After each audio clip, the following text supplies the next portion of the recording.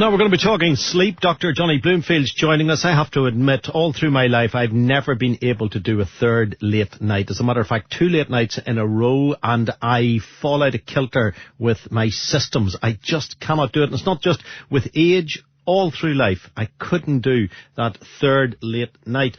Johnny, good morning. Hi Frank, how are you? I am good, and I'm well slept, and there is a very definite idea between, indeed, sleep and health. And social jet lag is apparently what I was suffering from down through the years. Just too many late nights and staying awake too much, it leads to a disadvantage in your life's balance. Correct. So yeah, social jet lag has been a term that has maybe become a little bit more popular in recent years, but it's been around for quite a while. Where it comes from is usually when we think of our sleep, most people first and foremost think about how much they get, so how many hours do you sleep?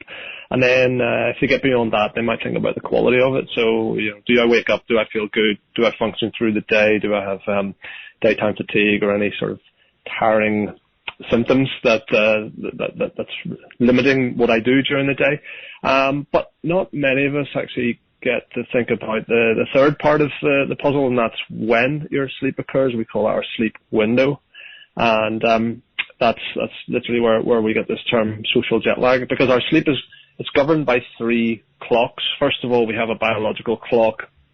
It's known as, technical terms, our circadian rhythm, or commonly known as our body clock.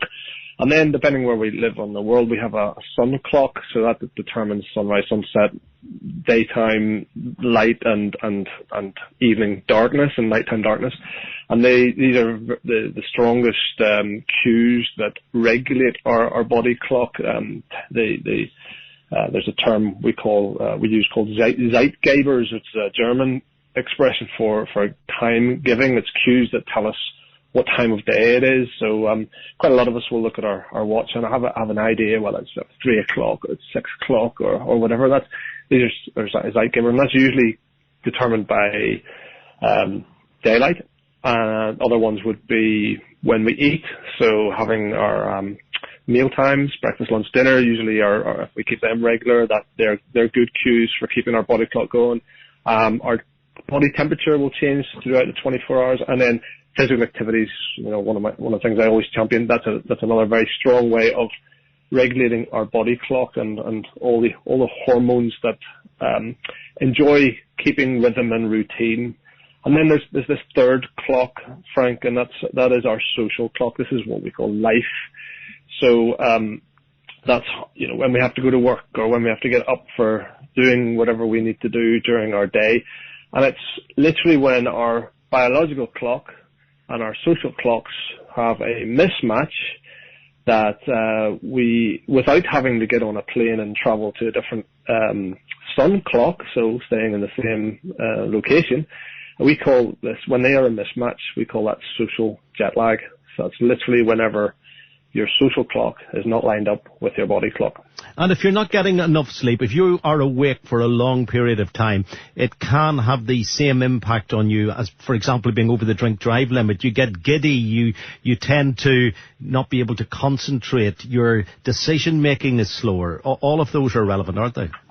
You're absolutely correct there, yeah. So roughly we should be awake around 16 to 17 hours every day. So about half of us listening will follow a normal pattern of roughly 7 a.m. to 11 p.m.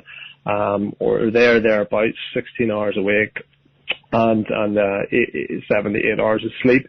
But a quarter of us will, whenever we are awake for longer than that, longer than 17 hours, then we will have that blood alcohol equivalence of 0.5, where 0.05, where technically that is the equivalent of a failed breathalyzing test, and that's just based on our decision making, our reaction speed, and our judgment capacity. So just the longer we're awake, the more tired we get, and more likely our performance in various simple tasks and will decline. One thing I'll also mention is as I said, 50% of us listening along will have this normal match between body clock and social clock. They're what we call the intermediary chronotype, but we will have about a quarter of the listeners will be prefer an early chronotype, so they will like to get up early, the larks, and about a quarter of us will be the night owls. They might not actually be up listening to this yet, but they come to life when it gets late at night, and they struggle to get up much later. You can imagine that in the night owls how there's a very high likelihood of social jet lag because they go to bed much later naturally, but life has to get them up. So anyone listening who's got teenagers will notice that the teenagers will suffer from social jet lag greatly because of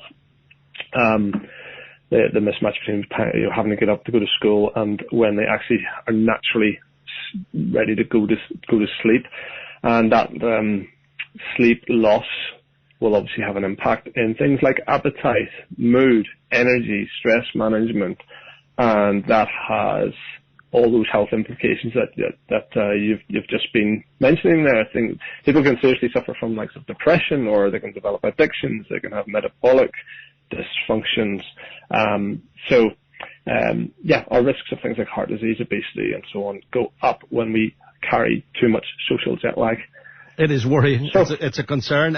Yesterday, we touched on sleep yesterday on the programme with Georgie McGuire, just very briefly, and someone asked a question which I didn't get a chance to address. It was a woman talking about going through the menopause and not being able to sleep at night and tossing and turning and being, as she described it, cooking in the bed, I think was the way she described it. What's the doctorly advice there? Because that's really interrupting sleep, isn't it?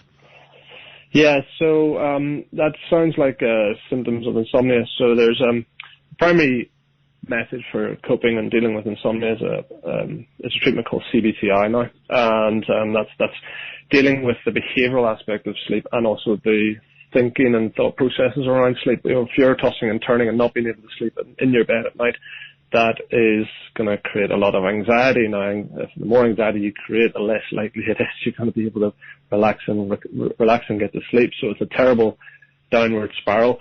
So the best, there's lots of techniques and tricks and techniques to keep cool within bed, particularly if you're going through menopause and your temperature fluctuations are what's disturbing you and keeping you up. But one of the primary things about CBTI is it would encourage you not to struggle in your bed. You create something called a conditioned arousal around time in bed awake.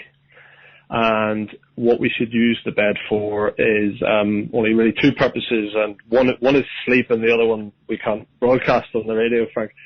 So what we should do is make sure that we don't spend any wakeful time in bed beyond reasonable. So if you wake up at night, but you can get over to sleep within a few minutes, naturally a few minutes, and you don't have anxiety, then that's perfectly fine and normal, and happens all the time. People go to the bathroom and so on. As long as it doesn't interrupt your overnight sleep too greatly, then carry it. Yeah, there's no issue there. But if you're worrying about getting back to sleep or struggling to get back to sleep, what's recommended is a sleep reset. It's getting out of bed and not creating this conditioned arousal of being in bed and having it associated with struggling to sleep. The last place you want to associate that is your bedroom. So people need to it's advised to kind of create a nest somewhere else in the house. So you feel like you're struggling to sleep and you can't sleep very well, then do the sleep reset. Get out of bed, go to your nest, and do things that are non-stimulating, non-arousing, but kind of. It's a bit like your bus stop. Last week we were talking about the bus stop. You just kind of wait for the bus to come again, and you just do something that's very low level, engaging, stimulating, like reading, or it may be watching an episode of television. As long as it's not making you think or racing off with any emotions or anything like that. As long as it's very low level and simple, that's be the best thing to do is do the sleep reset. And you wait 20 minutes or so, and when you feel sleepy and tired again, and you've got your head nodding and you're yawning, and you feel, if I went back to bed, I think I could go back to sleep, then that's the time to kind of reset again. The last thing to do is toss and turn and struggle and kind of fight against your sleep. You'll never falling asleep's like falling in love, Frank. You know, you can't make it happen. Well, I will carry that with me for the rest of the day. Johnny, thank you very much indeed. Also a worrying stat there and all of that, that if you are working on night shifts,